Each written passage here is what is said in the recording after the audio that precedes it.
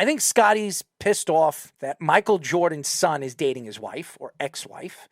That would piss me off. I understand that Michael Jordan stands for what the Chicago Bulls were in the late 80s and throughout the 90s. I don't think a lot of people give Scottie Pippen enough credit on how great of a defensive player he was. I don't think anybody gives Scottie Pippen a lot of credit on what he did as the second guy, the number 2, the Robin of that Chicago Bulls team. And I would agree with him in certain categories on what he was saying. LeBron will finish with the best statistics in NBA history. He'll also play more games than Michael Jordan. He'll also play more seasons than Michael Jordan. And he also didn't take a break and come back twice. And Michael Jordan never went to a Game 7 in his career. Now, a lot of people have their thoughts on who's the greatest basketball player of all time. And if you want to put LeBron in front of Michael Jordan, fine, do that. Kareem Abdul-Jabbar, do it. Magic Johnson, Karl Malone, Larry Bird, Tim Duncan, whoever you want to put in your top 10. Kobe Bryant, which I hear by many different people, which I think they're out of their mind. Rest in peace, Kobe, but I don't think you're a top 10 player. Scottie has this vendetta to Michael Jordan. I don't know why. I don't understand why. I honestly don't know why he's going on podcasts and throwing Michael Jordan under the bus. Did Michael say something? Did Michael call you and tell you you're an ass? Did Michael go on podcasts? Did Michael go on national TV and throw you under the bus? I mean, it comes back like on Tuesday when we talked about A-Rod and Doug Mishkevich. Why are they talking? Why is Doug talking about A-Rod? A-Rod hasn't played for what, 10 years? Why is this been why are these stories all of a sudden? I don't understand it. I'm going to sit here today and I'm going to argue with Scottie Pippen. And here's what I'm going to argue with you, Scottie. Number one, Michael Jordan helped basketball grow internationally. The game wasn't as big as it is today without Michael Jordan. LeBron wouldn't be LeBron. The NBA wouldn't be one of the biggest organizations in the world without Michael Jordan.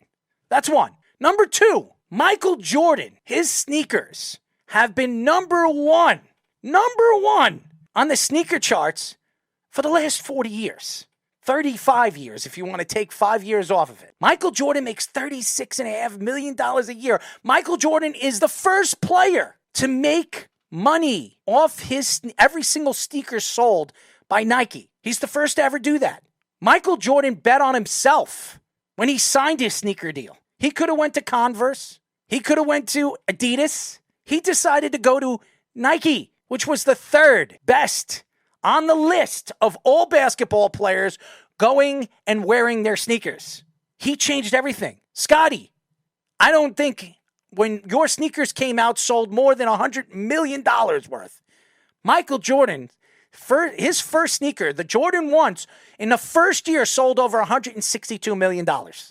We sit here and I don't know, and you can argue and you can compare the greatest players of all time in basketball. You could really go up and down the list of players and say whatever you want to say from 2 on. But to say that Michael Jordan isn't the greatest basketball player of all time is ludicrous. Absolutely ludicrous. And to say that Michael Jordan wasn't any good, or I'm sorry, a horrible player, okay? A horrible player, and he was a one-on-one player, is ridiculous. Michael Jordan did what he needed to do to help his team win. Scottie, did you ever win a championship without Michael Jordan? When Michael Jordan retired for 2 years, did you win a championship?